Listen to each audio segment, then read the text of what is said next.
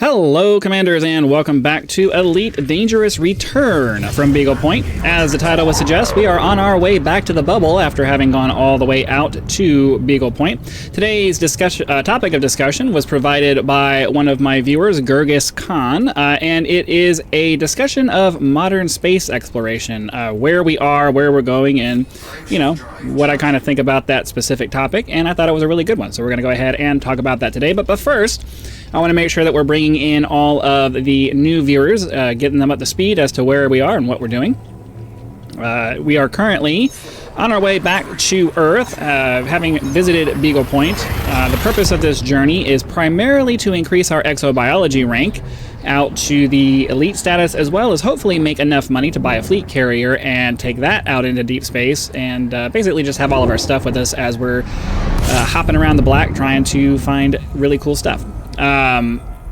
We do have a typical thing that we do as we hop into these systems. As you just saw, we do the discovery scanner to see how many bodies are in the system. Normally, if it's a star that I can fuel scoop, we'll do that. Then we'll hop into the full spectrum system scanner, check and see if there are any water worlds, Earth-like worlds, or ammonia worlds. You can see that down there in the bottom right of the screen. There aren't any in here, so we're going to go ahead and start looking for biological signatures. I typically put a vague limit, depending on how I feel, of about 15 bodies on a system, just so we can have a balance of, you know, getting to where we're going versus stopping and scanning and trying to find some stuff. So that's kind of the in-game repetitive, boring part that, you know, most people probably wouldn't be interested in just watching me do that by itself. So I try to have something to talk about. The subject that was suggested to me seems like a very good thing to talk about. Oh, there we go. The only problem I have is that while I am very much interested in space exploration, sci-fi, well, certain sci-fi, and, you know, I like to keep at least a vague idea of what's going on when it comes to today's space exploration in real life, I only have a really passing knowledge of that stuff because even though I'm very interested in it, I'm not obsessive about it enough to really... Oh, why am I having notifications for that? I uninstalled it. I really don't have the attention span to really do deep dives and keep very current and all of that on modern space news and things like that. So while I am aware that NASA is doing the SLS program and working on trying to establish a base on the moon, I'm not really super up to date on where they are with that and, you know, what their actual plans are once they get there. While I am aware that SpaceX is currently working to try to get, you know, their ultimate goal is to try to get to Mars, I'm not super up to date on where they are with that. I do see news popping up every once in a while about boosters that they have that are exploding. Here we go, biological feature. If you look there, up there in the top right, there is a single biological feature. I typically try to go for at least 2 so that we can be relatively sure that at least one of them will not be just a bacteria. Because it takes a fair amount of time, another single biology, it takes a fair amount of time to fly over to a planet, drop the probes, and then do the descent procedure, which, you know, isn't exactly the fastest process in the world. So I want to make sure we're getting the best bang for our buck. We're going to go ahead and bypass this system. We're early enough in the episode that I am not going to settle for a single biology. If we get to towards the end and that's all we have left, well then, you know, I like to land, so we'll do that anyway. Like I said, SpaceX, I'm vaguely aware of what it is that they're doing. I know their ultimate goal is to try to get to Mars. That's what Elon Musk wants to get done. And they're going through the process of trying to test all their boosters and all of that stuff, and they're taking the test it rather than anally plan it method of just, you know, they understand that even no matter how much you plan out your thing, reality is almost always different, and it's better to just keep building things and sending them up and then iterate on that rather than, you know, spend years planning something only to find out that you missed one critical thing and now you have to spend a lot more time doing it. So it's a couple of different ways of doing it. The government NASA version tends to be very much we don't want to waste any money at all, and we don't want to waste any materials at all, and we're going to try to plan this out as micromanagey as we can so that we can limit the number of missions that we have to send up. And SpaceX seems to have let's just send it up, keep doing it over and over again until we figure it out. And I think both versions kind of have their place. You know, it's kind of hard to disagree with the idea that, you know, planning is a good way to go, but at the same time, realistically, you learn a lot more from your failures than you do your successes, and I think we all understand that. I think it's pretty much intuitive at this point, based off of you know, what we've learned about history, and in your own personal lives, you've probably learned. If you look back on it and analyze the mistakes that you've made and how you've changed your life, assuming you did. If you learned something, you probably learned a lot more from, you know, failing to do something, trying and failing, than you did from, you know, coming up with a really good plan and making it work. So, while I understand the mentality of wanting to minimize waste and all of that, I don't know that we necessarily make progress taking that, to make progress as quickly as we could taking that attitude. But then at the same time, you know, if you have an organization that's not learning from the mistakes that they're making, then you're just wasting money. So it's just, I don't follow SpaceX enough to know if their model is working. From what I hear from different content creators, because occasionally I'll watch a video about a SpaceX thing or an SLS thing or whatever, and, you know, I'll get updates here and there, and it seems like SpaceX's model is working out pretty well. People are very quick to make sure that they hop in and make it and let people know that, you know, yeah, the booster blew up, but it is that's just kind of the model that they're going for. Let's go ahead and slow down here and see if there are any water worlds. Looks like that's a water world there. Just kind of depends on how far away it is. 282. Looks like we have a couple of water worlds. They're right next to each other. So let's do that. We'll hop out of here. And we'll go scan the water world. Get our Super Cruise Assist turned on. There we go. And away we go. They're very... most of the people who cover SpaceX are very clear that either something was blown up intentionally because they were testing something, or they semi-expected it to happen because they were testing something. And they're just very clear that the approach for SpaceX is that they want to, you know, get missions under their belt and test things that way. So, as far as... so one of the questions that was asked of me during the comment, or in the comment, was comparing privately funded space exploration projects like SpaceX versus government-funded space exploration projects like NASA, or organizations like NASA. And to be perfectly honest with you, I think they both have their place. And I think they both, if applied the right way, can contribute to different aspects of space exploration, and each one has an advantage. So the private organization of SpaceX is having a very bold vision for the future, and they are looking at, you know, Apollo style first person on Mars, however you want to describe that. That's the vision that they have for the future, and they also have the vision of, you know, we need to get people off of this planet.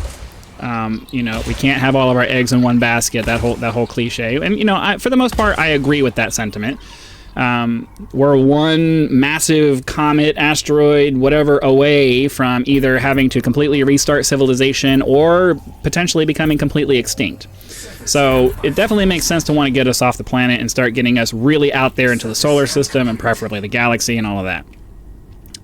Okay, so we need to hop out of here. And then we need to go to the system map and find that other water world. I'm guessing it's this guy here. Does it tell me, or is it this guy? I forget which one tells me. Does it? Terrestrial water world. I always forget it's in the description there. Wrong button.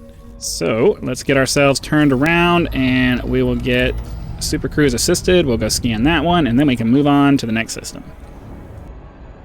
I know I was talking about the difference between government and privately funded space exploration, but I lost track of my train of thought because I had to do the scan there. What was I saying? This is my attention span thing that really messes with me, because I'm one of those people where as soon as my train of thought shifts to something else, I completely forget what I was doing before. Bold visions and all of that stuff. So obviously, you know, privately funded organizations are going to be able to be a little bit more daring and forward thinking than, say, a government organization, because their focus is on exploration and not necessarily keeping their funding alive as much as a public organization is. Because if you can find private investors who are super interested in trying to, do something specific, then they're less likely. Slow down. Come on. They're less likely to pull their funding. I had a feeling that was going to happen. They're less likely to pull their funding because they have an interest in whatever it is, whatever scientific venture it is that you're doing. Whereas NASA is funded by the public, and the public is very fickle. So they're ready to change their mind at the drop of a hat as soon as they start seeing that, hey, this isn't going the way it's supposed to be going, or we've decided that something else is much more important. And, so the government has to be, the NASA has to be much more conservative with the way that they do things, because they're always worried about funding. So they have to make sure that their projects work the first time. They have to make sure that they can justify everything that they're doing. So obviously they're going to have a much more cautious approach to the way that they do things, because their funding is contingent on public support. And public support is very back and forth. So obviously, they're always going to gravitate towards safer projects that seem to have a high chance of success, and that's just kind of the way that they go. Now, that said, I think that actually has a benefit to us as a society, because you have this private sector research that's going on. Oh, I didn't realize I had my throttle all the way down. You have this private sector research that's going on that's very forward-thinking and bold and trying to, move the needle as far as possible. And it's going to lead us to getting to places like Mars faster and getting out into the solar system faster, because there's a lot of financial interest in getting that done. But then at the same time, it's like I say about a lot of things in the world, the devil is in the details. And for the most part, a lot of where we struggle, especially as a society, is we've lost patience for dealing with details and doing the legwork on things. So I've complained multiple times about various software development services and things like that, especially like video game developers, who are so impatient to get their product out to market that they're not willing to do the level of quality control required to put out a project that is, reasonably flawless. We've become okay with putting out something that isn't even good enough. Like I personally have a good enough mentality, but we have gotten to a point where we've allowed companies to put out a bunch of trash, and then we just live with it because that's just we've just accepted that's the way that it is. So the reason I bring that up is that NASA has the very high detail mentality that is going to allow us to do some of the more boring things that moving out into space requires. And one of those things is, can a human being survive in low gravity for long periods of time without having any kind of super serious problems? Because we've already found out that zero gravity is something we cannot sustain for extended periods of time. It's just our bodies can't handle that. But what we don't know is, are we able to handle low gravity or moon, maybe moon level gravity, or like how much gravity do we need? Does it have to be Earth gravity, or can it be more gravity, or can it be less gravity? We haven't been in a situation where we can go for an extended period of time to try to figure that out. And that's one of the things that NASA is going to be working on. SpaceX, with their focus on Mars, is just trying to hurry up and get to Mars. And while that's a good thing, and I think we should be doing it, and if the people who are, if the people want to go, if the people want to get their names in the history books bad enough, and they're willing to take the risk of spending months and months in zero G or low G or whatever it is that we end up doing, then that's their choice and they can do that. But NASA has a good a good point of view when they say, hey, how about before we send people out for 2 years into this situation, how about we set up some stuff on the moon which is really close, and then we can try to figure that out. And I can see both sides of the story, because I agree that it's kind of ridiculous that it's been, I can't do the math in my head, it's been since 1969, or in like the early 70s, I think. It's been since the early 70s since we've left low Earth orbit. Like, a human being has not been outside of low Earth orbit since the last Apollo mission. And that is kind of ridiculous. We really should have, well, I don't know, it feels like we really should have been on Mars by now. That said, obviously, there's a lot of technical things that, you know, the vast majority of people don't understand that makes that kind of an unreasonable expectation. But it seems like we did all this really cool stuff getting to the moon. How come we haven't gone to another planet by now? How come we haven't set boots on Mars yet? The reality is that the distance between Earth and the moon versus Earth and Mars is completely different spheres. But I understand the desire to just hurry up and get there. And it's kind of why I struggle with space exploration today, because I can kind of see both viewpoints, and I think that both are right to some degree. I think that we need a bold vision, and we need people who are out there trying to do something super bold. But at the same time, especially with something as dangerous as space exploration, we do need somewhat of a methodical approach to how we do things. So, to answer the question of my opinion versus on modern exploration and government versus privately funded, I say the way we're going is the way it should be done. We should have both. We should have a more conservative minded organization that is out there trying to sit down and consider all the details as much as we can, and we need risk takers who are willing to go out there and risk their lives and risk their finances and all of that in an effort to try to push everything forward. And I think that as a society we move forward because of that very mentality, the conservative versus progressive kind of viewpoint. I don't think that either side of the coin in any aspect of life is wrong. You need an element of the population who is going to try to push things forward and, prevent us from stagnating, because if you're not moving, you're going to die. But at the same time, recklessly charging forward into the future without any thought to how these things are going to affect us or how these things are going to affect other people, not a good way to go either. And so I think that we need both. We need a conservative government-run apparatus that is going to try to do things the way NASA does them, so that we can get projects that are highly detailed and and going to give us steady incremental steps forward so that we can actually make some progress. But then we do need these privately funded organizations like SpaceX that are going to prevent organizations like NASA from stagnating too much, because I think I haven't, like I said, I haven't super been following everything that these organizations are doing, but I have a feeling that once SpaceX started really pushing into things, it kind of got NASA off their butts.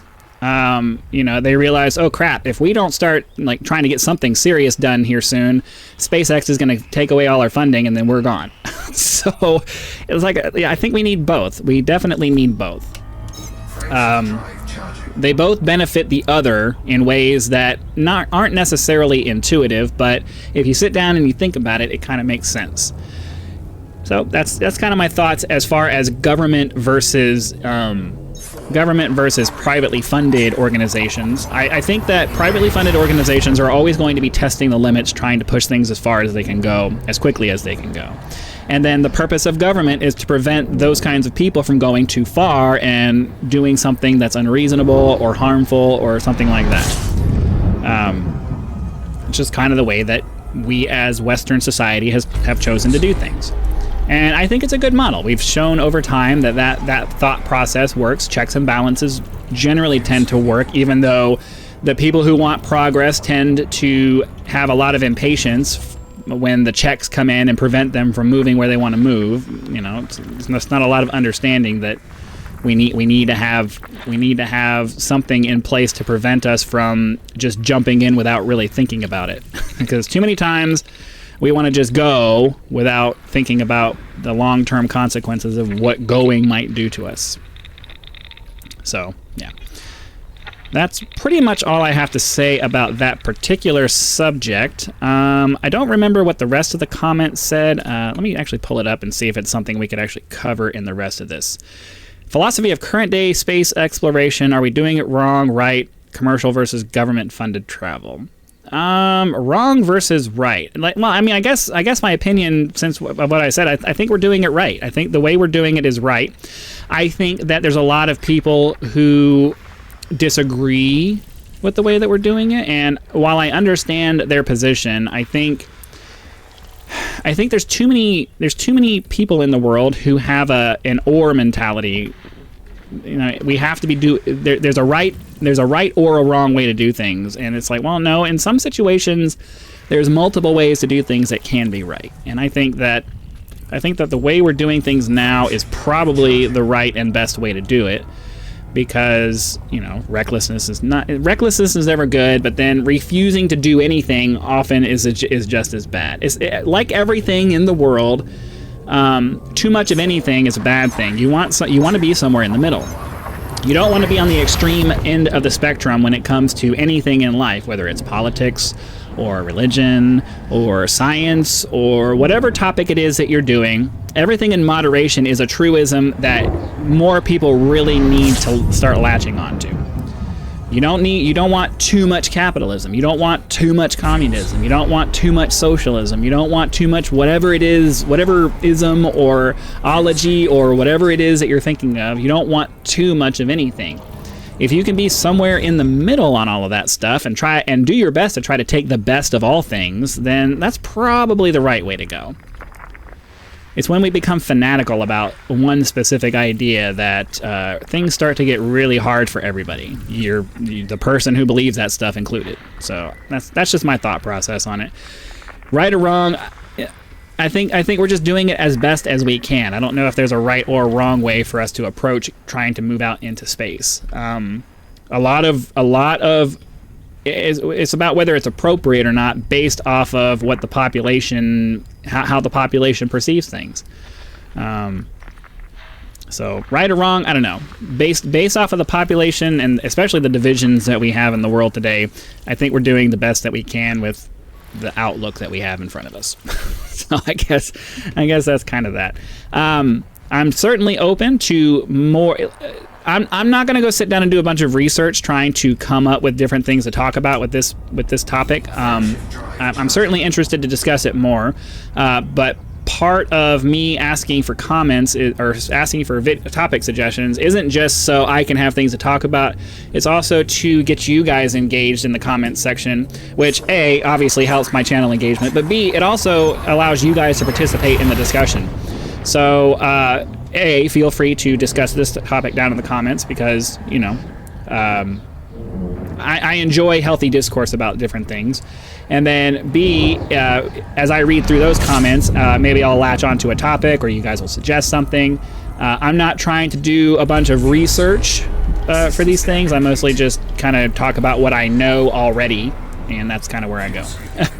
So I think the person who gave me this thought that I would have several different videos worth of topic to discuss about it, and it's like, well, I don't know enough about the topic, and I'm certainly not going to sit down and do a bunch of reading to catch up on it. So feel free to bring more suggestions for things that we can talk about.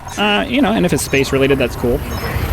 Otherwise, mostly I just try to get on here and babble until I'm done with the video. Hopefully my position makes sense. I know that it's not like a solid take one side or the other, but at this point in my life, I'm not a solid take one side or the other kind of person. I'm more of a, hey, let's take the best of all options and try to combine that into something that works great for everybody. Or at least at least forces people to make the least amount of negative compromises as possible. I think that's the way we really need to start trying to. I think that's really the way we need to start trying to do things. There were 6 bodies. We're just going to go ahead and go into the next system. We do need to start landing, though, and unfortunately, I don't think we're going to find any biology on this one, but that's okay. We had an interesting topic of discussion. Hopefully, you guys got something out of that. I wasn't trying to be like wishy-washy or anything. I really believe that the way that we're moving is the way forward. Having one group of people motivating the other group of people to move forward, while at the same time, you know, the other group is still trying to be reasonable about how we're pushing things forward. I think that's a good. I think that's a good model. While I think red tape isn't necessarily popular, I think to some extent it is necessary. It's when the red tape gets a little bit ridiculous that most of us start becoming resentful about it.